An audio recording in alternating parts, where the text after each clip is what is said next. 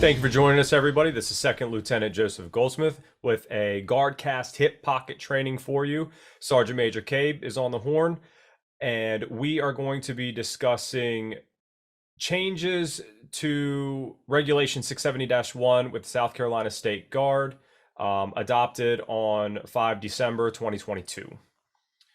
So, wearing of the uniform with South Carolina State Guard, Sergeant Major, if you would like to take over and bring us in. All right, there are a couple of things we need to talk about right to sort of set the stage for this. South Carolina State Guard has adopted in its totality Army Regulation 670-1 and all of the provisions that are in DA pamphlet 670-1. We've generally adopted all of those, but South Carolina State Guard Regulation 670-1 outlines some of the changes and additions that are required for wearing the state guard uniform. So with that behind us, what we've just done is revised South Carolina State Guard Regulation 670-1 to include some new things. One of the new things that we've added is safety helmets. We found a need for our people wearing safety helmets on deployment sometime. So the State Guard is going to buy and issue safety helmets for all the folks in the State Guard, with a couple of exceptions. But most all of us will be receiving an orange safety helmet. And that safety helmet will be worn at the order of operational commanders. So guys, don't just go out and put your orange helmet on and wear it whatever you choose. It's got to be one of those things that's specified by the commander of whatever operation you're involved in. Again, it's a pretty big deal for us to get specialized safety equipment, and this will be coming your way real shortly. Yeah, engineers, you're still going to be in your white helmets, and SARCOM, you're still going to be in your red.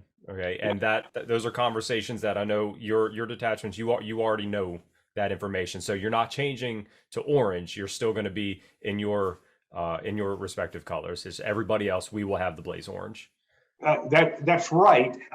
And another important thing we need to mention about these safety helmets, guys, don't get that helmet and put all kind of cute stickers on it and take your magic marker and write slogans on it. The only stuff that can go on that helmet is your rank, your name, and reflective strips. And all of that's going to be prescribed exactly where it can be and exactly what it's going to look like. The engineers and SARCOM situation is a little bit different because they require specialized helmets and much more expensive helmets. They are wearing the helmets that are issued to them by their employer. So you're going to see some of them will have other professional markings on them. You're not going to, we want to allow them to have cute stickers and things like that as professional markings. So that's the only difference that we're going to have between those two specialized units and everyone else. So really quick, let's touch on, there was verbiage, one of the amendments that went in for 670-1 is the use of the black beret. Now, in the past, there has been some confusion regarding when it is proper to wear the black beret. Myself included in that situation. You know, I had an individual tell me that I was authorized to wear the beret in OCP, and there were a few times that I did, and it was fine. But with from 2019 on, that is not the case, and you're actually not authorized to wear, as far as South Carolina State Guard is concerned, you're not authorized to wear the black beret in OCP. That is just for ASUs. But the specific change or the specific amendment in this version is that has become standard headgear for honor guard. And if you're honor guard, then you should already know that. And if you don't, now you do. So please make sure that you have the appropriate flash on the front of your beret, that we have the red and not the blue. and that your rank, yep, there we go, perfect. And that you're a little bit higher, Sergeant Major.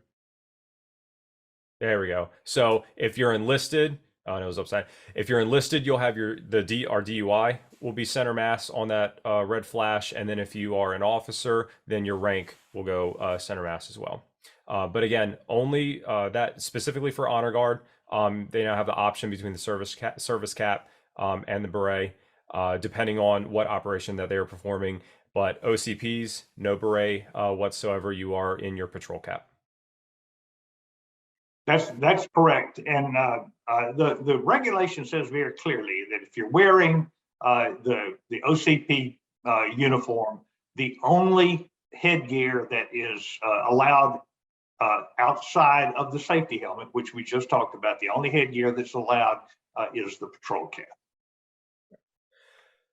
A big hot topic that's been coming around a lot of state guards and state defense forces recently has been the use of the alternative uniform. There are a lot of personnel that are enlisting around the country that, for religious reasons, for whatever the reason might be, they will still wear facial hair, which majority of the time, if not all the time, excludes them from wearing combat uniform, our OCPs or whatever state utilizes their ACU.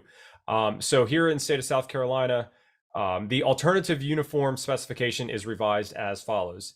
Okay, black patrol or black cap, black polo, khaki pants, and boots. Now the boots can either be coyote or black, correct?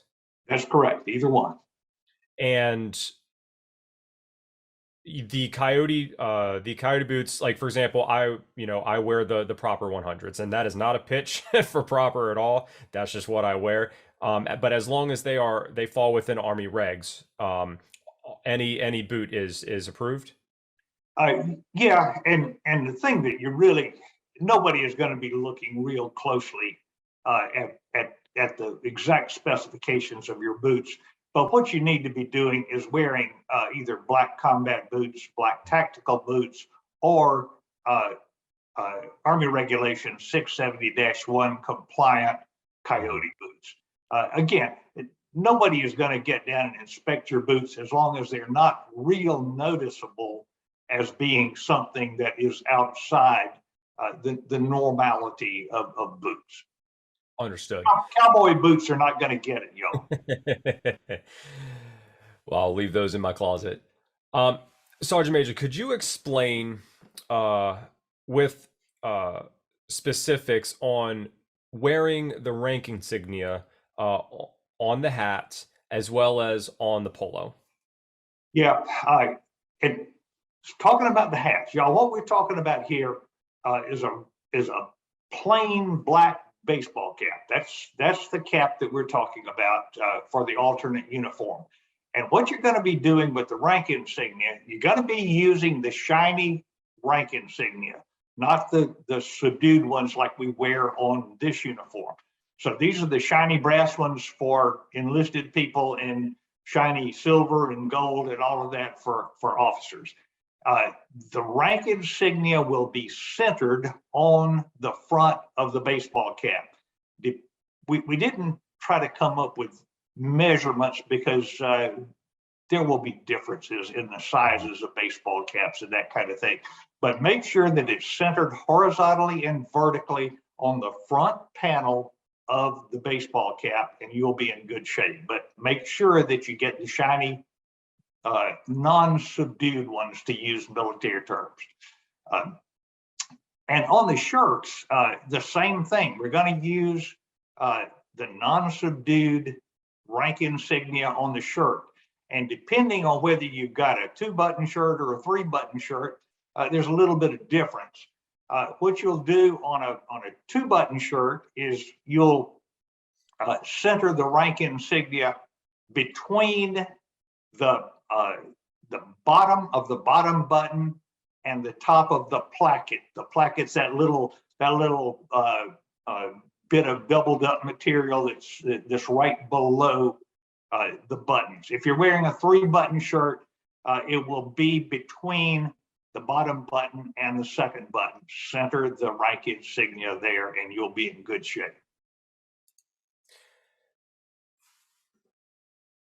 I know a few personnel that have name tape on the back of their black baseball caps that have been embroidered in. Is that okay, or would they have to have go out and purchase a new cap? That's an interesting idea, and I'm gonna sort of dodge this question. Understood. The military is big on uniformity. Absolutely. If you have a unit that is deployed somewhere, they all need to look alike. So the answer here is, if you've got one person with name tape across the back, everybody's got to have. And that is outside the regulation. Regulation doesn't call for a name tape on the back. But if everybody looks alike, probably you're not going to get a lot of blowback on. Okay, fair enough. So, because I know that there are some of you out there watching this that had that question, and that was one that was not prior discussed to hopping on this call. So I did want to throw that curveball in there. Well, it's the limiting factor here, and it's unlikely that you would have the entire battalion all have name tapes on the back. So if everybody doesn't have name tapes on the back, nobody has name tapes on the back. And that brings you back within the regulation. Understood. And if any of you have any further questions that maybe might be specific to you or somebody that you know or somebody in your unit, comment below, and we'll see what official answers we can come up with, because maybe this might be 3 months after we've posted this video that you're just now watching this, and maybe there has been a regulation change. And if there is, hopefully we'll have another video, here to handle that. But on the off chance that we don't, we could supply you with an answer if there is one for you. All right. Let's see. Moving on here. I think everything else is still basically the same. Grooming standards from the last one that we discussed. Everything that's all good. I'm just scrolling through the 670-1 here. Service uniforms, I believe, is still the same. Yeah, it was just those 3 bullet points, correct, Sergeant Major? That's the sum of the changes. What we're going to try to do is, obviously, we will adopt most any changes that the feds send down. Most of the time, we're going to adopt those changes. But other than that, we will try to be flexible to whatever the situation is. But just because somebody likes a particular thing doesn't necessarily mean that it's going to be adopted. But if there's good, solid reason for us to change something, send it up through the chain of command, and we'll give it a look. But I will tell you, there's not a lot of appetite for making a lot of changes.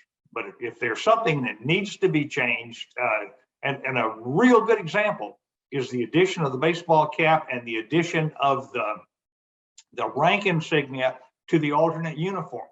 Those were really good, legitimate suggestions, and I sort of kicked myself because I didn't think about it myself. But folks in the 3rd Battalion thought about that, and it was a good suggestion, and we adopted it. 3rd Battalion leads the way on that one, with a certain first sergeant. But all right, cool. So like I said, if anybody has any questions, please comment below, or find us on Facebook, reach out through there, and ask away. Please make sure, if you haven't done so already, like, subscribe, and share. We want to make sure that this information gets out there to everybody throughout the state of South Carolina. Thank you, Sergeant Major Cabe. Always a pleasure having you on, giving this good information to all the soldiers and personnel and their families out there. Thank you for having me.